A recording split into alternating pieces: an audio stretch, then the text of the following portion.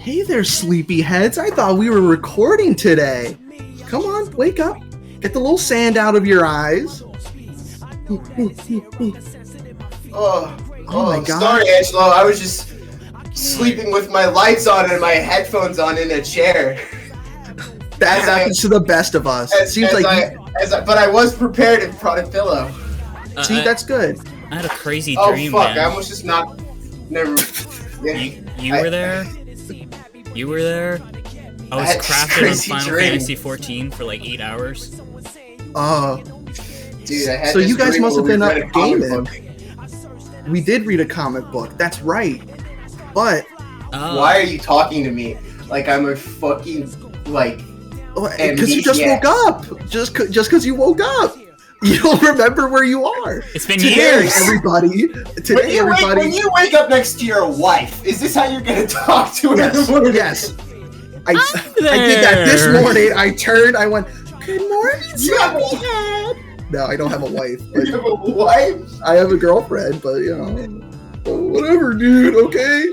But today, everybody, welcome to the Super Shenanigans Variety Hour. Today, we are talking about, of course, Neil Gaiman's The Sandman through our very corny, funny, sleepy bit. But yeah. So, who here has read The Sandman before?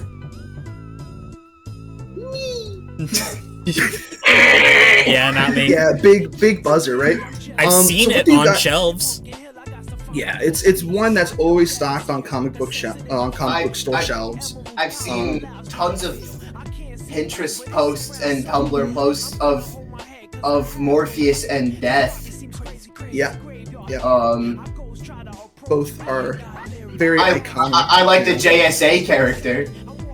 I do like the JSA character, the Sandman. You are correct. And that actually is where Neil Gaiman kind of had the idea to start this character back in, I believe, the late 80s when he was pitching ideas to DC Comics, which would then become Vertigo, the imprint that would then create, like Saga of the Swamp Thing re-releases, right? And then all your more mature stories like American Vampire and whatnot before it was ended back in maybe around the DC Rebirth time, I believe. Maybe a little bit earlier than that. I think it was New 52 because I think New 52 added the Vertigo universe to mainline continuity, quote unquote. Which I have some things I have to say about that. Yes, because there's some mainline continuity stuff within this story that might be a little it definitely threw me off the first time I read this book because you're flipping through. It threw me off because I was under the impression, and again, people said and now the Vertigo universe with New 52 is added to the main canon. If I read this book, I would not be under the assumption that this was not the main canon. Yeah. This shit very cleanly and squarely into DC, which makes me wonder how the hell this Netflix adaptation works where they don't have the rights to any DC stuff. Yeah. It's really interesting because obviously, with the news of, Netflix Sandman season 2 and all that, that's one of the main reasons why I wanted to kind of tackle this, as well as it being just one of the most iconic, more mature stories within comics, And with that, let's just talk about initially just the look of the book, because when you look at it, right, you don't think mainline DC. This is so almost indie feeling, right? It's like Sam Keith's line art in the first couple of issues. It's very raw. It's very almost loose in some areas, yet there's still connecting factors. What were your guys' opinions on that? So it feels, first off, it feels very 90s, which is my favorite era, I think, of comic art when it's done really well like this, where it has more exaggerated features in a way that prior to the 90s, there's a lot more in-house style work. Yeah. So it's a lot more the character designs are a lot more unique. I think my favorite was what was in issue 1, it was the dad. Yes. His face, how it changes. Yeah, Demon King Burgess or whatever. Yeah. Yeah. He had like very wrinkled, exaggerated like folds to his face. Yeah, with like a big chin and like cheekbones and stuff like that in a way that makes him look almost like Vulture, but like evil, and small. Yeah, evil. But yeah, and I think a lot of the inking and shading really brings across, this like dark modern fantasy aspect, and which is actually this style of inking and shading isn't used anymore, and I think it's like a massive shame because I think it's my favorite style of like doing comic book art. A lot more realistic, and I would also say bright renderings are more popular now nowadays. If editing Liam could throw up like a comparison of a Sandman page and I'm like, you do your job as you're told. It's gonna blow out this. If you're wearing headphones, I'm so sorry. Like our listeners are gonna be like, "Oh, my ears!" I guess I'll fix that too. Yeah, you know what, editing Liam? Can you make that louder? Actually. Yeah, editing Liam, make that like Can full, you add blown out like just ear assault. And also, the lines are generally very thick. In the early issues, I think maybe that's less of the case a little bit further where they switch artists. But even still, like I think like the thick lines and stuff are very comic book feeling. But I agree, not like as much traditional. But you know what it does kind of remind me of, and this I don't know why, but like the Grant Morrison JLA, like the early issues kind of also feel similarly drawn to me, but like with a way darker, more monotone visual style for this one, but as opposed to JLA. Yeah, JLA with depending on who's drawing at the time, if it's Howard Porter or not. I've literally got like the book in here somewhere, but I'm not going to look for it actually. But that is your more bright superhero style, just in terms of how they chose to render and color it. But within Sandman, like you see a lot of really good uses of just like slight gradients or a lot of kind of like single tones, like a lot of kind of older coloring techniques kind of used within this story. As well as I agree with the line art. Like we don't get to see a lot of heavy black and a lot of hatching and shading like that anymore, where the line art's doing most of the work for us and the colors are just kind of helping convey a mood rather than convey light source and shadow and midtones and everything, They That's a prefer good way to say realistic rendering a lot more now as opposed to stylized rendering.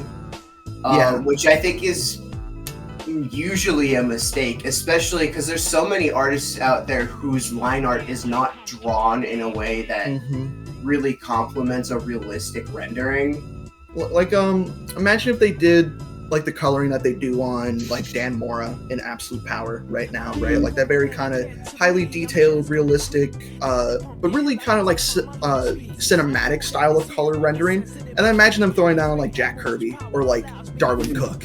It just doesn't feel right, No. And even for a more modern comparison, I would even say like a guy like Chris Samney, who did the Mark Waid Daredevil run.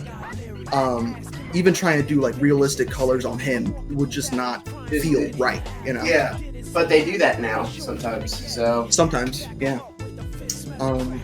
But yeah, even with the art in later issues, like with stuff in A Hope in Hell, where they go to hell and you see all the really weird and mystical things that Sam Keith can draw the hell out of, and it just looks. It feels wispy and dreamlike, and it feels so otherworldly, Yeah. Can we also talk about those sick ass covers? Oh my lord! I don't even know the covers again. Hold on. I don't remember, but it's so Google cool. is my friend. Hold on. Dave McKean. Of course it's Dave McKean. Dave McKean's so good. I also like. This is the first time we've done this, but I ran into it. Yes. This is the first time I ever actually fucking bought anything for this show. I either usually have it or I find another way. Yeah, this is pretty good. And it's a BAM exclusive, guys. That must mean it's really cool. I made the mistake dude. of picking up the not BAM exclusive version of it, Dude, and the inexclusive. first thing, this is the Oh front, yeah, the the front like first 3 page just pages. falls right out.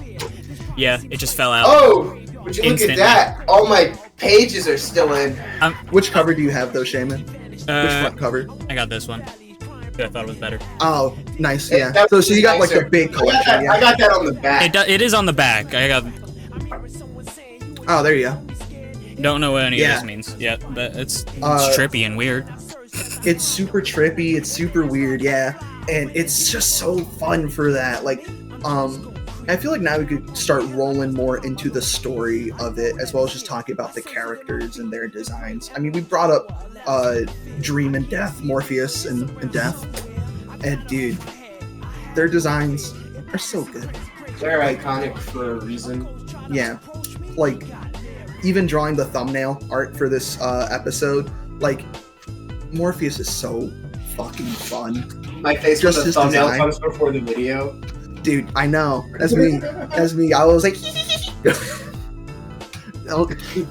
and that just kind of goes to show also just how cool it is for an artist to go through this book, because there's so many wispy magical techniques and so many, you know, like spattering and like purposefully textured stuff too. Even the stuff with Cain and Abel, who are also two very cool characters. We only got like one scene of them, really, for one full issue with them. What we read. So just for the record, I don't know where you guys stopped. I don't know where you guys stopped, but for the readers, our mandate was to read up to the first 8.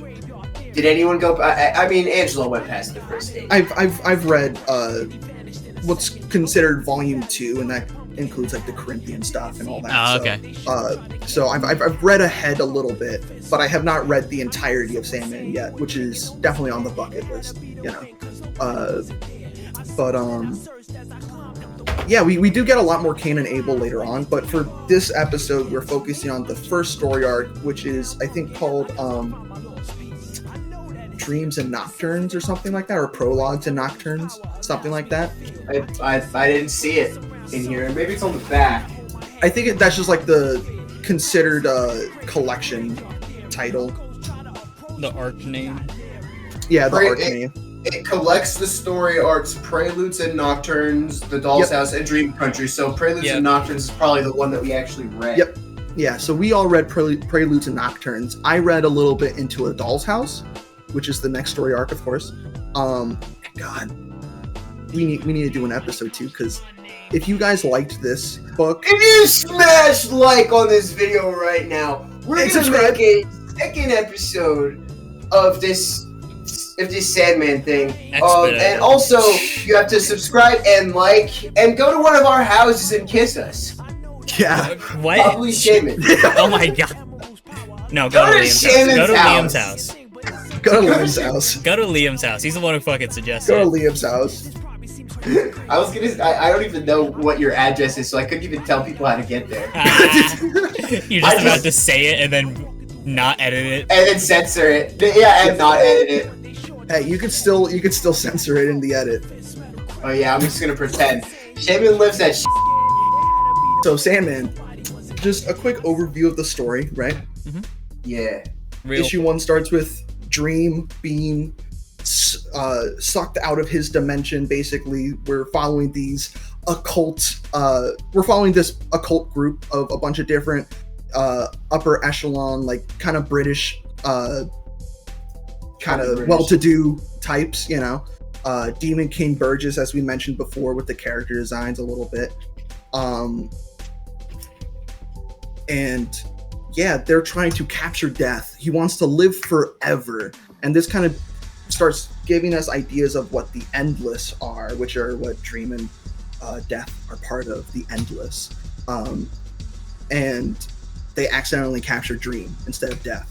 So the entire story arc follows Dream trying to reclaim the things that were taken from him post-abduction. He had his helmet, his ruby, and his bag of pocket sand, I guess. Pocket sand. Yeah, that's why he's the Sandman. That's why he's the Sandman, can't- baby. Can't not have the bag of pocket sand. Yeah.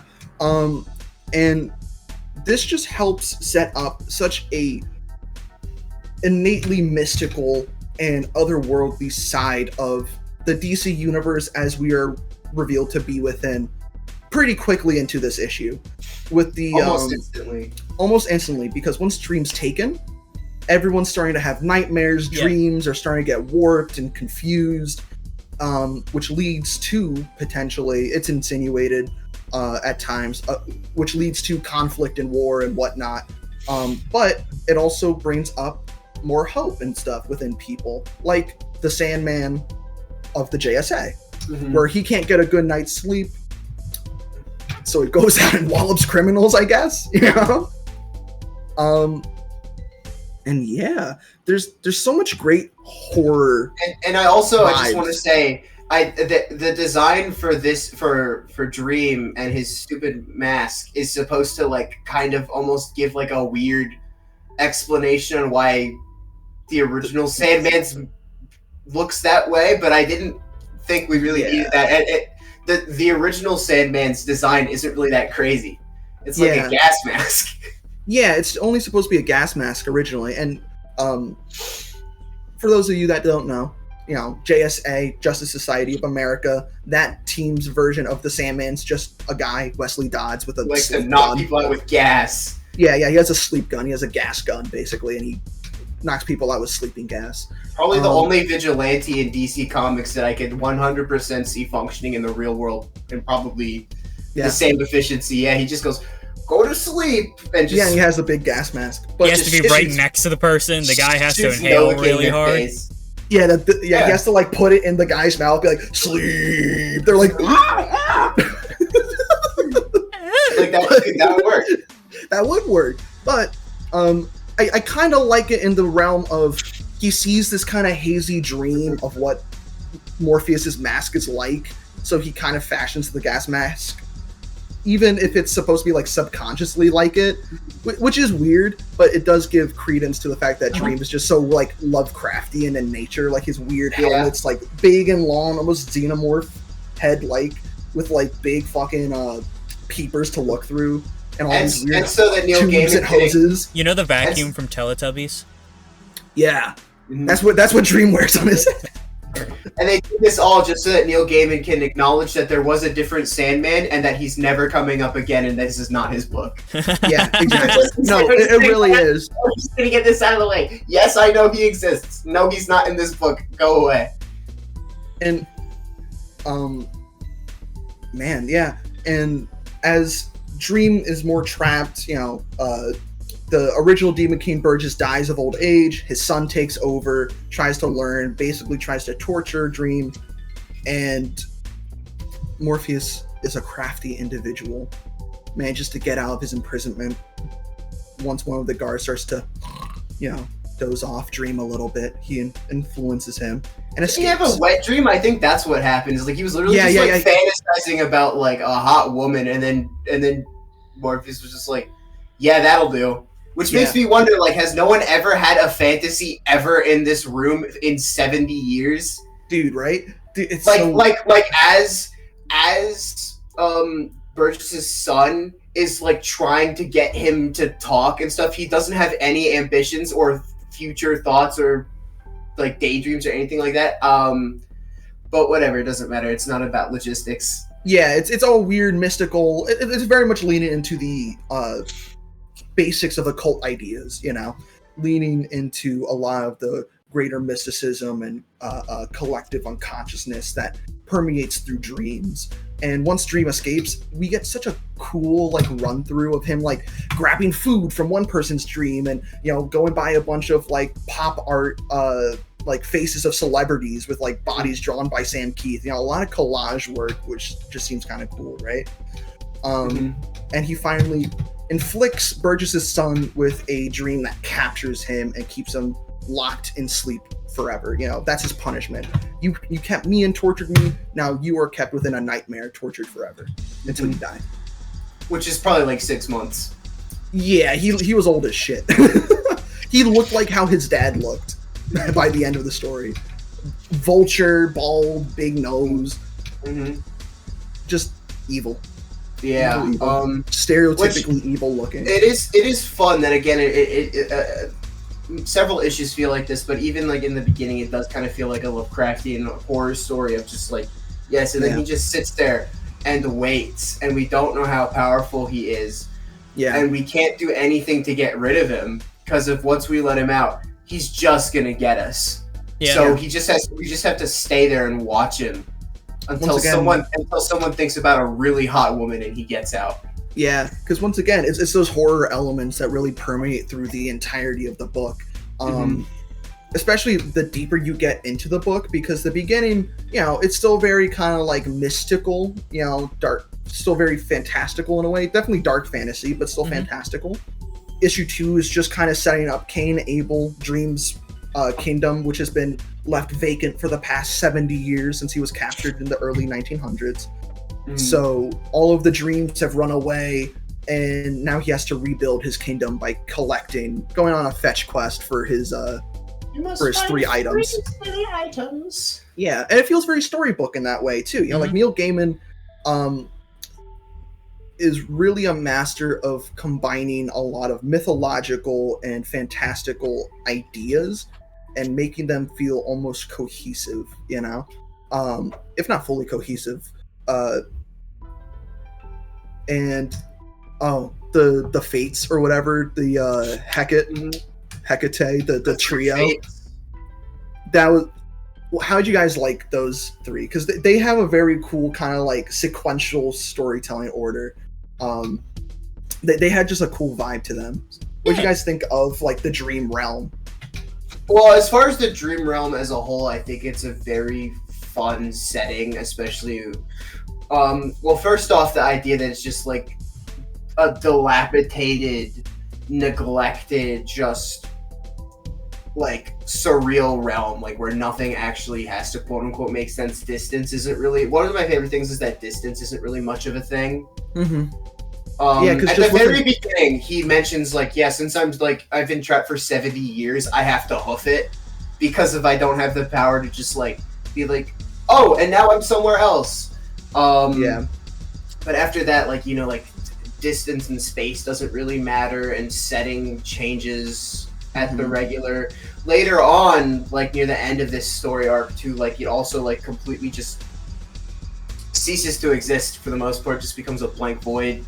To be rebuilt. And I think it's a cool setting. I think the characters in it are all really interesting. I think Cain and Abel are probably the most interesting ones, where it's just like a very just abusive relationship between the two of them, where like one is insane and the other just like is just an immortal little punching bag man. And it's very interesting too that they describe Cain and Abel as the first like dreams or whatever, like the first like because Dream keeps describing nightmares and dreams as stories, right? He's not only the weaver of Betty by time, he's the weaver of stories and fiction and fantasy kind of within your mind as you drift off into your own slumberland, creating all these characters. And Cain and Abel have like such a tight relationship where like Abel loves his brother and Cain obviously has some care but just abuses the shit out of him. And it's really sad by the time you get to the end of the second issue where Abel's just holding the little bird and goes, my brother loves me, and he's just crying like blood, like it's so sad. It is sad. And I don't know, a lot of stuff in this like is very like dark and unhappy endings. I think there are like 2 or 3 other issues that end like that, like really the really next issue with Constantine, and then the diner. Yes, the diner, where there's just like, dude, bummer. That's a famous one. That's a very famous one. I think 24 Hours might be one of the stories that really put Sandman on the map, because of course everyone read, if you were following along with it at the time, from if you had read like the first like 4 issues, you're like, oh, this is neat, like there's a lot of cool weird shit going on, especially if you liked Alan Moore's Swamp Thing. But then like issue 6 is the 24 Hours issue, and that one's like a punch in the nuts because you're like, oh it's my just god. like it's just an issue where you follow these people getting like psychologically and physically tortured for hour by hour for 24 hours straight, and it just like darn. Yeah. Like it's rough. Yeah. It's pretty rough, and also makes me wish that Dream just like made his bones go on the outside of his body or something like that. I don't know. Instead of just putting him back at Arkham. Yeah, that's fair. Yeah, I mean, the entirety of this story is really focusing. There's a good blend of focusing on human elements within the fantastical, you know. Mm-hmm. Especially, I think the best example of that is issues 3 and 4. You know, Dream a Little Dream of Me and A Hope in Hell. You know, I think that one's probably my favorite. Dream a Little Dream of Me. Yeah, with Constantine. Yeah. Yeah, or Constantine, as he's supposed to be called. I'm never calling him that.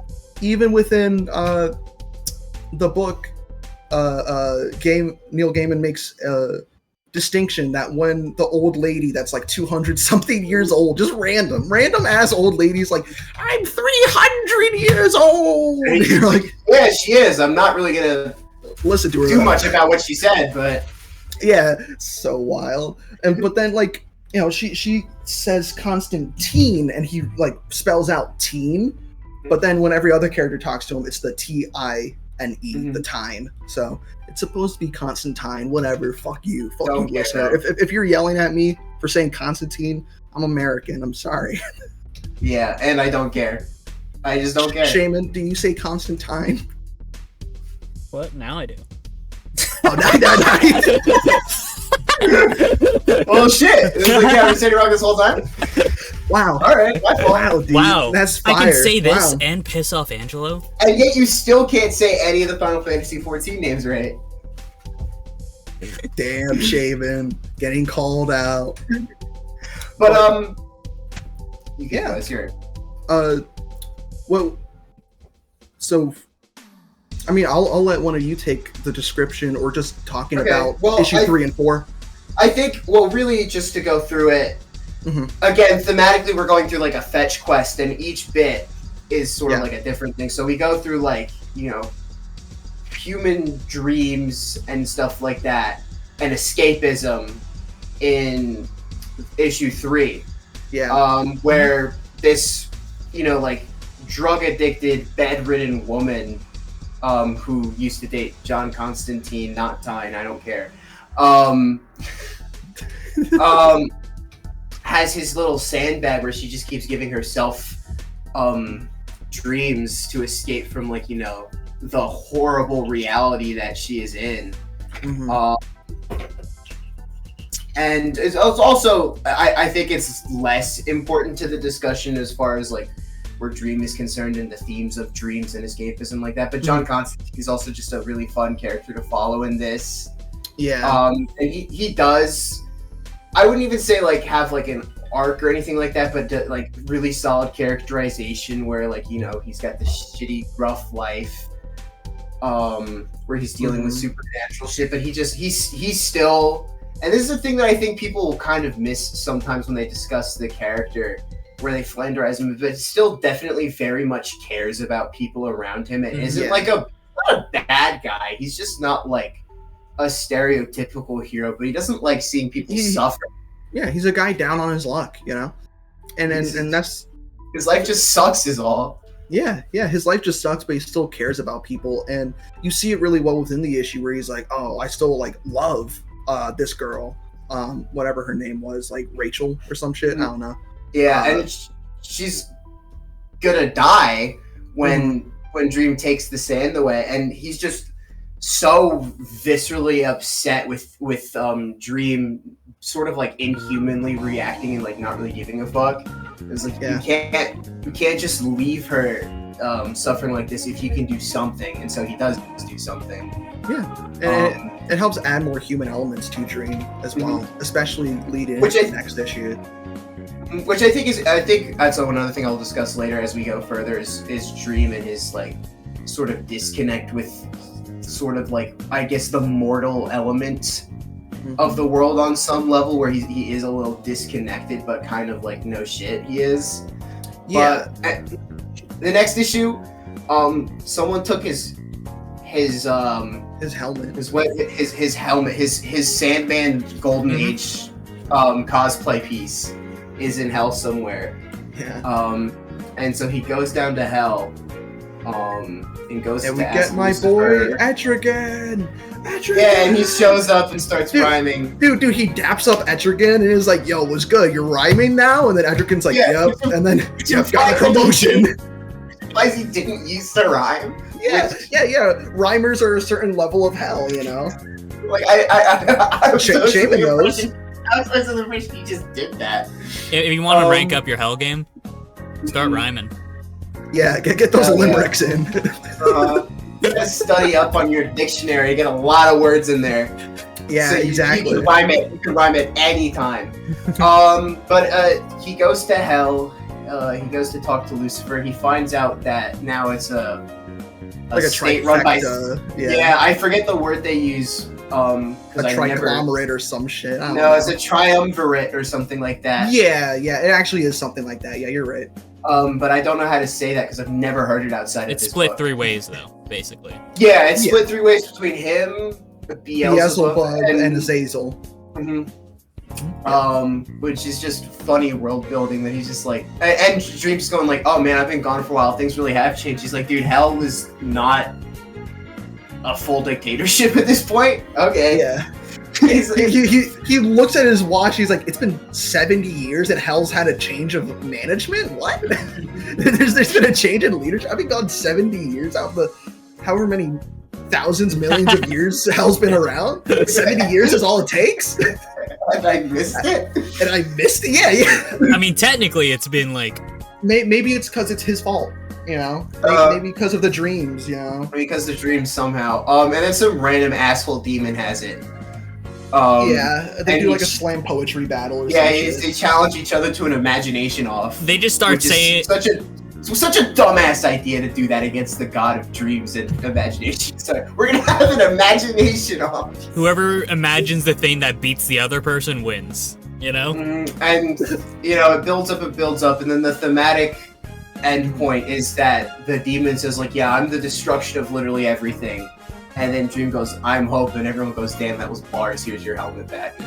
Dude, and I do really love the scene too, because I'm a sucker for you know. It's more visual, hope, you know, and it's a very nice visual where like even as Dream is leaving hell, where Lucifer says some shit to him, because Lucifer looks like David Bowie / Tilda Swinton through half of the panels. Yeah. Tilda Swinton too.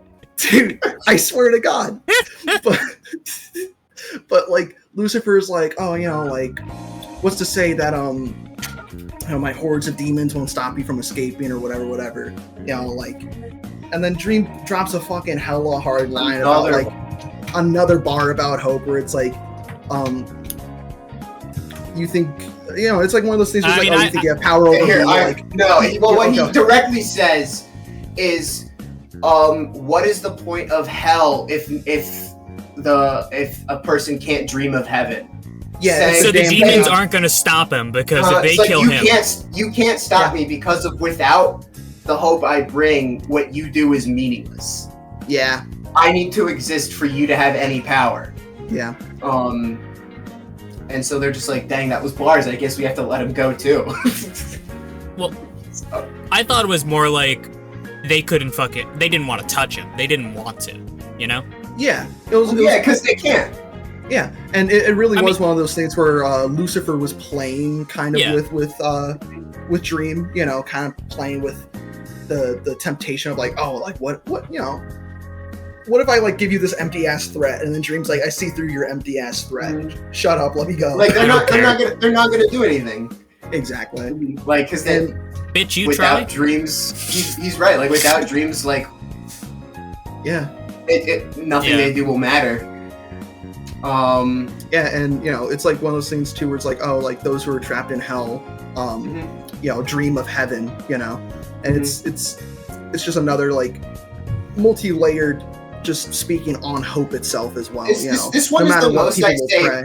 I'd say hope. this one is the most like parable ass issue. Like, like very much like it's a lot more. First off, like out of most of the issues, I'd say it's the one that has the least like structured plot. It's very wandering. Atmosphere driven until the end. I'd say like where again like the thematic lesson shines through. So this one very much feels like an Aesop. It feels very fable. biblical. Yeah, it feels very biblical too. Like it has that Aesop fable and very biblical vibe of, and obviously of course the Dante's Inferno. I was gonna not say it. Because it's very obvious, like Etrigan's leading Dream through hell to get to Lucifer. I mean, come on, But yeah, like very powerful issue. Just already, like once you hit this halfway point, you're like, man, this series slaps. You keep going, and it keeps getting better. But issue 5 and 6. Or not even issue 6, because issue 6 is 24 hours. Issue 5 is a little weird. Yeah. Just kind of. Issue 5 is turbo setup for issues 6 and 7, And it doesn't feel weak for that angle. Like, you still get a lot of cool character work with a character we haven't mentioned yet, but John D, Dr. Destiny, who typically in DC Comics looks more like Skeletor. But here he looks like a fucking gray freak with massive bug eyes. He looks horrifying. Radiation burn victim. Yeah, like he looks fucked up. He looks so fucked up. In the dream realm, he looks like Skeletor. Yeah. But maybe that's just because how he sees himself. Yes. And we get a little bit of Scarecrow in here too, which is very funny. Where he's like, suicide prank. Yeah, my suicide prank. Ooh, spooky. Scarecrow's the man of reason in this issue. Dude, he is. He's like, and he even tells John D within this issue, like, oh, like we all always come back here. Like whatever you do, I'll see you again. And it's not even like a taunt. He's just like, dude. He's just being straight up. He's like, dude, I just want you to just don't be too disappointed if it doesn't work out. If you see Joker, please tell him to come back because of April Fool's Day is happening tomorrow, and dude, like it's gonna be so lame without him. Yeah, it's really good. A thing I really love about this book too is the amount of humor Neil Gaiman kind of like injects too to kind of counterbalance how dark some of the things are. Because immediately after that scene, John D like steps out of the cell, looks over and sees that Scarecrow hung a guard just actually, and then he goes, "Huh, very funny." That is a good one. That is a good one. But then in this issue, I think we get the weirdest inclusion of other DC characters. With Martian Manhunter and Mr. Miracle. Shot free, yeah. How did you guys feel about that? It was kind of funny, but it wasn't really necessary. It felt jarring, right? It felt like a DC editorial thing. Insert. Is you have to include the Justice League somehow, which again makes me go like, did Neil Gaiman know that this wasn't in the Prime DC universe? Because it's like, there's a lot of Martian. The JLI is in this book. Yeah, like 2 members of the JLI, and they reference the whole team. This is still in the JLI era. Apparently, I forgot that. Because this is fucking long. Yeah, this is like late '80s, I believe. No, this is early 90s. Early 90s now. Grant Morrison's JLA didn't come out till like 92, 93. Yeah, a little bit later. So they still had some JLI time, but yeah, it was just like, I don't know. It kind of just felt like this one was the weakest side quest. Just because the Justice League has it. Dr.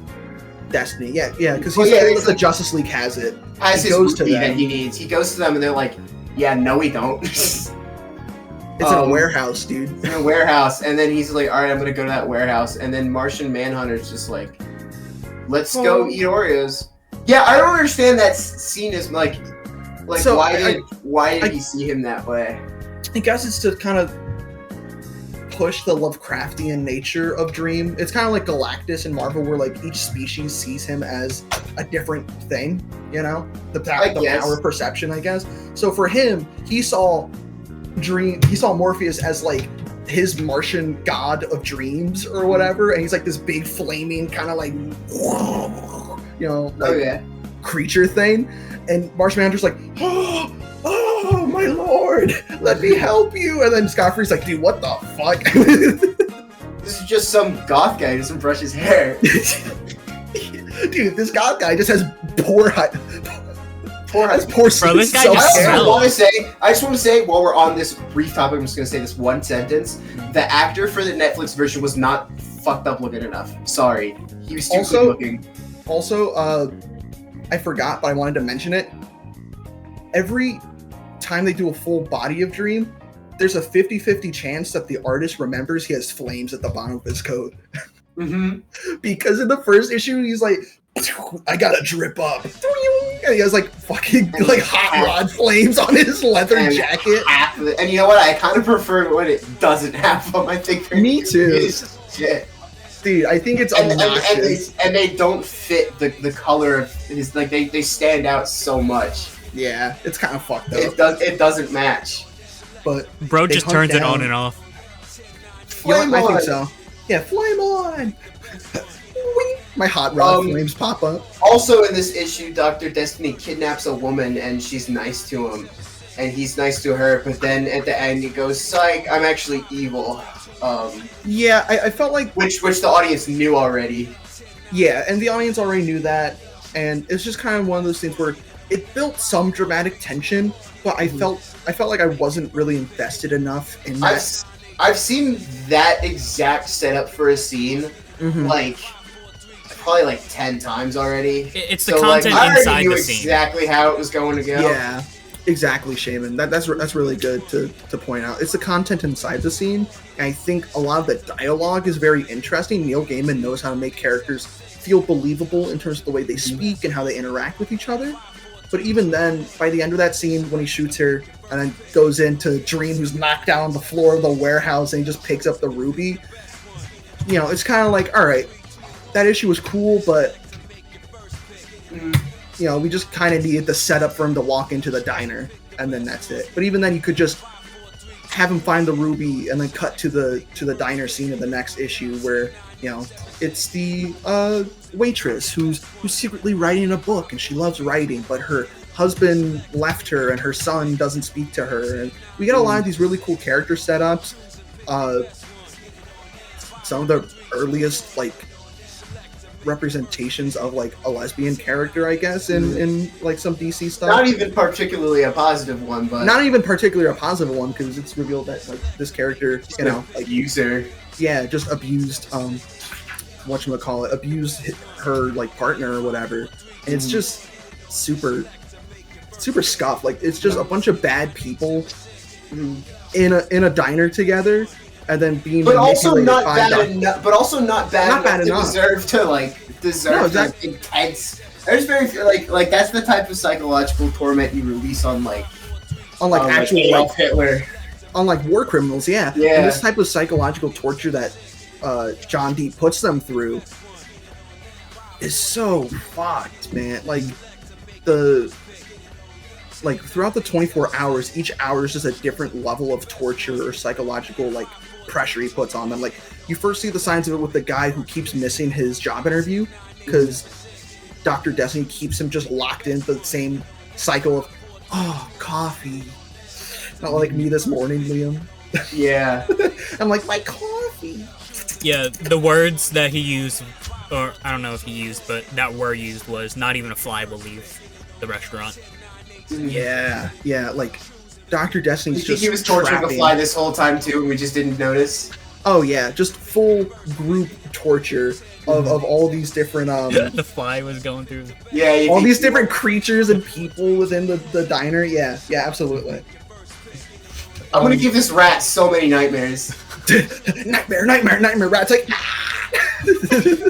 Ratatouille, man. And then the waitress like, what the fuck? Schizo rat. Dude, and then it's like, it gets so graphic and like despicable too. Like the two men in the restaurant like start fighting each other, and then like the big fat kingpin looking dude He looks like Bill Sienkiewicz's Kingpin, but with some hair on him. With a toupee on his head. Mm-hmm. He kind of has Donald Trump hair. Yeah, he does. A little bit. But, like, you know, that ends with, like, him eating the fucking dude. Like, he just, like, bites the fucking young guy's throat out. Bites his throat, yeah.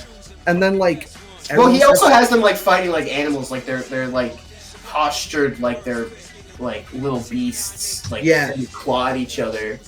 It really takes you through the cycle of, like, how cognizant humans are and, like, the deep kind of interpersonal issues each person has with one another. The kind of, like, natural things like, oh, I know my husband's cheating on me, you know, the Donald Trump looking dude with his wife. I know he's cheating on me. You know, like, I wish I could just cut his head off and keep it with me. You know, like, that's her fantasy. And then another person... the lesbian keeps rewriting the same letter and then calls her ex's mom, and then the mom's like, she doesn't want to speak to you, and then she goes into her whole thing. And it's such a... there's a reason why this is, like, one of the most talked about issues of Sandman. Yeah. It's like, it just heightens the negatives of a person into madness. Mm-hmm. And once you get to that madness level, then it devolves, and you're just destroying shit. Yeah. Destroying yourself. Yeah, a lot of self-destruction. Like, they view D as God at one point, and then he makes him, like, not even realize that he's there, but then makes him God again, and then, like, the one girl, like, stabs her eyes out and says, I can see God, and by the time the end of the issue comes in... Also, this issue was beautifully drawn by Mike Drinkenberg and Malcolm Jones. They move on from Sam Keith and Malcolm Jones to Mike Drinkenberg and Malcolm Jones. And I honestly, no offense to Sam Keith, I kind of like how Dream looks in this style, in Mike Drinkenberg's style, a little bit more than Sam Keith's style. But I felt like Sam Keith's style... the hair is a lot wispier. Yeah, like it also feels just more structured, you know, like, definitely you could tell, like, Mike Drinkenberg came off of more superhero-y, I guess, background, because Sam Keith felt more indie, more raw. But this issue just ends with Dream walking in, you know, and seeing the aftermath, and then this leads into the entire battle in Sound and Fury that ends Dream's quest, where we get to see the Dream world and how Dr. Destiny's using the ruby to manipulate everything, and he believes that, if I destroy this ruby, I kill Dream. But, as it's been said throughout the entirety of the story, each of these objects holds a part of Dream's power in it. Mm-hmm. Never says that his life force connected to it, so there's this really cool kind of comeuppance moment where Dr. Destiny's just standing there in a white void, and he goes, I did it. I could rule everything now. I could be king, I could be God. And then he looks up, and there's just the killer splash page of Dream, just massive, holding him in his hand, and goes, nah. Hey, thanks. He gave me back all my power. Now I'm juiced. And then he just takes him back to Arkham. And it's confirmed that Dr. Destiny dies, because he dreams, he sleeps a dreamless sleep. Mm-hmm. So he's Dream does the same thing he does with Rachel, where he just goes night night. You know.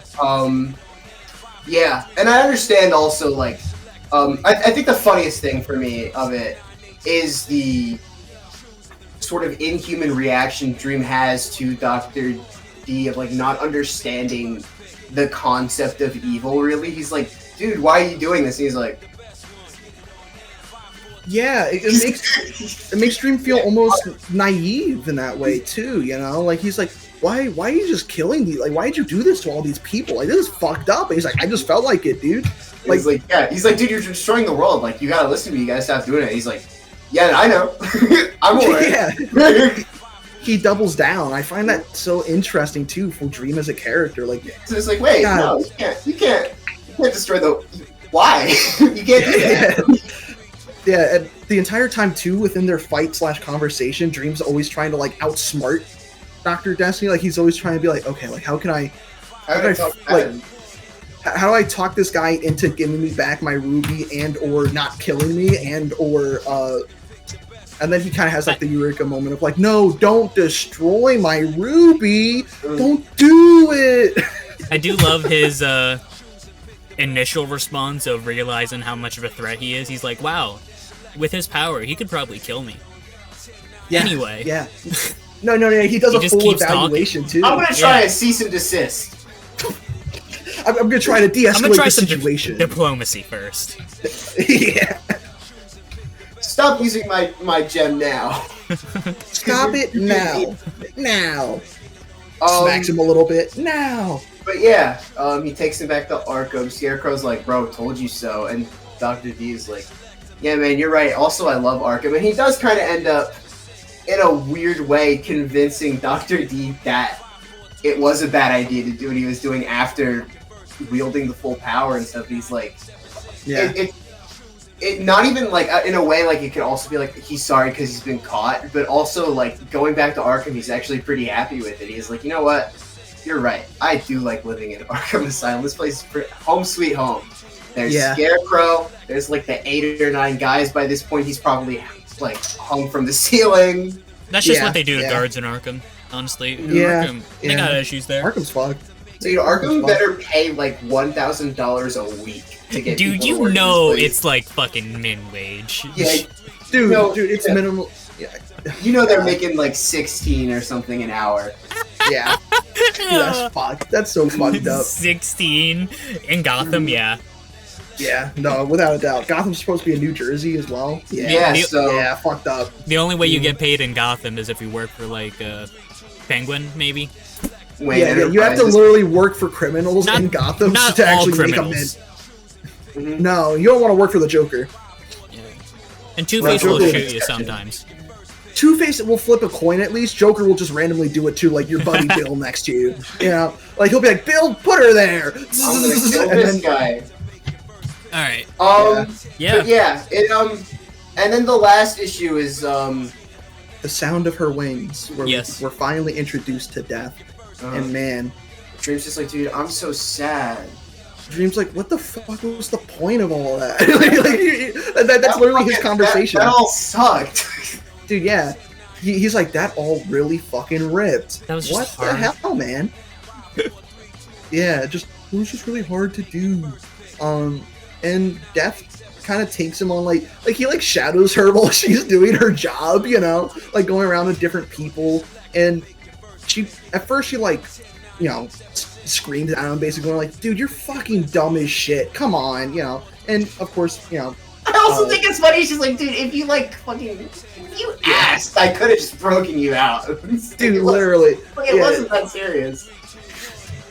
Yeah, because he's like, yeah, they were trying to capture you instead of me. Like, he lays out everything. You know, like, this gives you a full summary recap of all of the events, how he felt about them, in a very natural conversational piece between a brother and a sister. And it feels very good to read this, because it ends on a pretty nice note. You know, of course, like, she's bringing people to the afterlife. You know, people die, but it's very poignantly framed through like the beating of mighty wings, the sound of gentle but mighty wings, as she isn't this harbinger of like death and doom, but a guide more so. You know, it feels so much more gentle and personable, and she talks to the people that she's bringing to the afterlife. She kind of consoles them a little bit, and it shows just how, and also like the fact of how like groovy and cool she is, you know, shows how like human she is compared to Dream, who's like this mopey, like otherworldly guy. You know, he's like, I don't get it, man. And it kind of helps reconfirm for him like his purpose, what he does, and the fact that we all have a purpose. We all have things that we're supposed to do, and we're not supposed to be scared of death or our dreams, and you know, be more embracing of it. And it's really, really neat. I fucking love this book. And that's where I stopped reading, and I guarantee that's where Shaymin stopped reading. Yeah. And hey, if that's all that you read of Sandman, our sweet pupils, our listeners, sweet pupils. You know what? Yikes! How All right, what? hold on. If you take anything Hello, from kittens. this, though, if no, if you take anything from this, though, actually, you could just read Volume 1 and be pretty satisfied with an in DC Universe story. If you want to read more about the Endless and how that world expands outside of DC, every other volume has nothing to do with DC at that point. Like, literally, this is the only volume, and I checked. I read Volume 2, and I read a little bit of I skimmed through a little bit of Volume 3, because I have it on Comixology, and no other DC characters show up. It's just the Endless and Dream and a bunch of fucked up shit on That's so Earth. weird. It's just Volume 1 that has that, like, cemented in the DC. And it's like universe. cameos every single fucking. This shit's It's too every fucked up issue, to be too. canon. This shit's too fucked up to be canon. Exactly. You know what it Pretty is? much what happened. It's Even because in Hell, they show an image of Batman, you know? Like, they're like, Batman and all them took the ruby and put it in a warehouse. Go talk to the superpowered people, says Lucifer.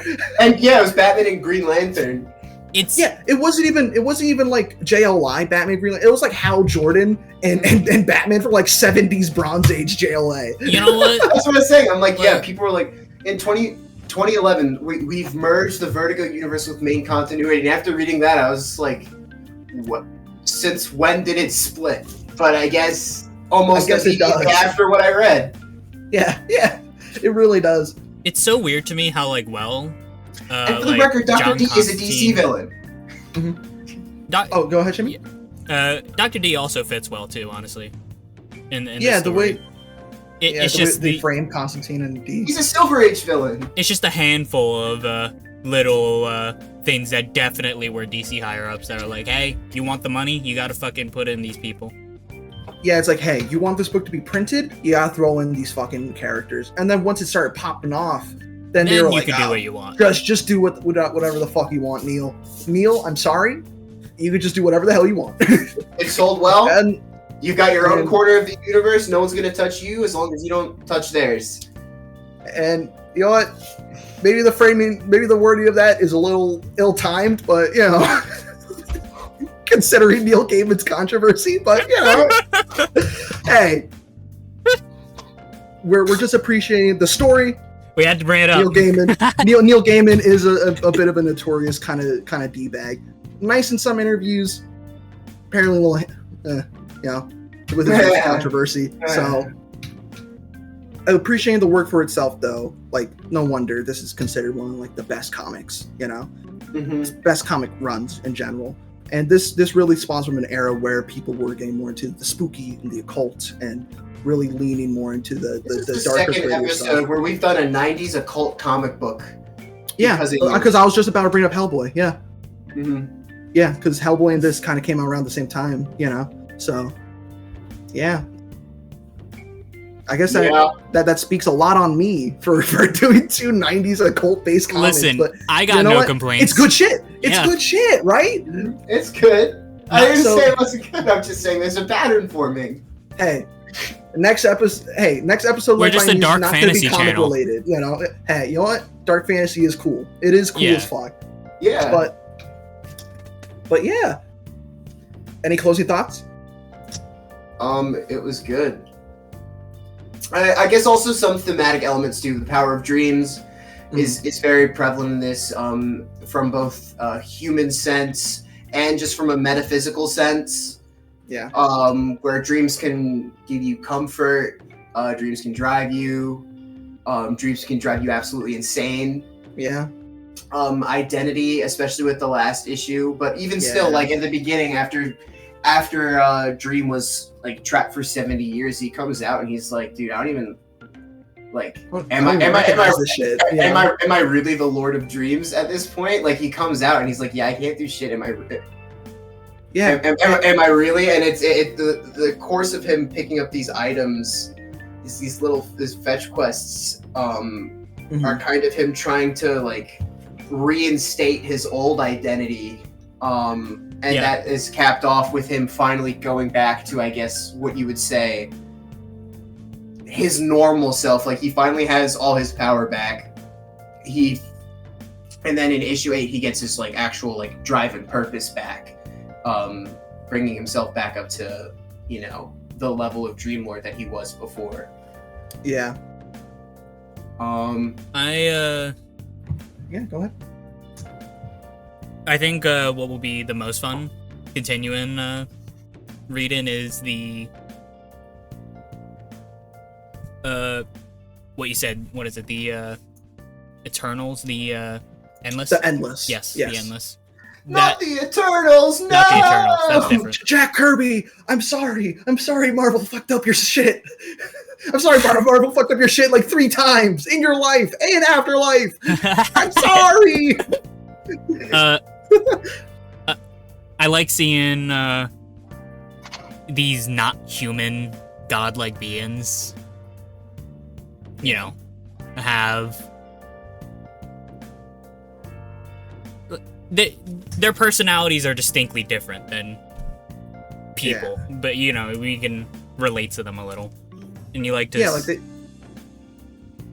they have these very human elements to them, and immediately within volumes 2 onward, like you're immediately going to be introduced to more of their siblings, which Lucifer even teases within issue 4, talking about, you know, Dream himself, and then Death, Desire, and then whatever, you know.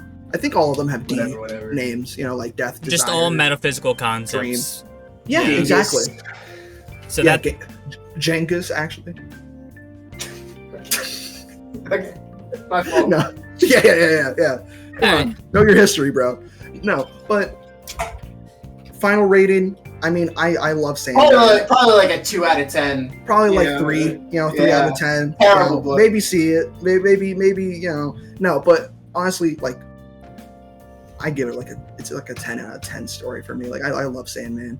Like, it's one of like the most fun reads, especially creatively. You really look at it and you see a lot of like really good narrative beats with a lot of thematic tying stuff into each other. Like, it's very well thought out, very well planned, and the characters stay really riveting and exciting just through their conversation. And a lot of the stories are just, you know, Dream and a guy walking through a place, but like they're all unique and cool in their own way just because of the different thematic elements that they bring, you know? Dream only fights a guy like once. And it's not even really a fight. Well, are you counting like his epic rap battle as a fight? Yeah. Yeah, his epic rap battle of history or epic rap battle of hell, and then his showdown with Dr. Destiny. Yeah. It was a great JLI episode. JLU, my fault. JLU. Come on, I can't keep correcting you today. Oh my gosh, I'm sorry. I'm actually leaving the podcast, guys. I'm sorry. Yeah, Liam's done. Yeah, that's what the title of the video should be. Liam's done. The Sandman episode. The Liam situation. The Liam situation. Addressing the Liam situation. All right, well, thank you so much for listening, guys, and watching. Yeah. Yep, I'm going back to sleep as I do after every episode. I just go back in stasis. I'm going to throw some pocket sand at Liam. My eyes! Shaymin with some strays. Sorry, Shaymin. This is not putting me to sleep. This is just hurting my eyes. So thanks so much for listening. Have a good rest of your day, weekend, week, whatever it is. Doesn't matter. Thank you for listening to Super Shenanigans Variety Hour. Yeah, follow thank you us guys on our so socials. much. You know what? Have a good life. We're going to cover all bases. Yeah, we're going to cover all bases. But there's no way. Unless you're a ghost. Have a good dream. And have good dreams tonight. That's good, Shaymin. That's good. All right. Thanks for listening. Bye-bye.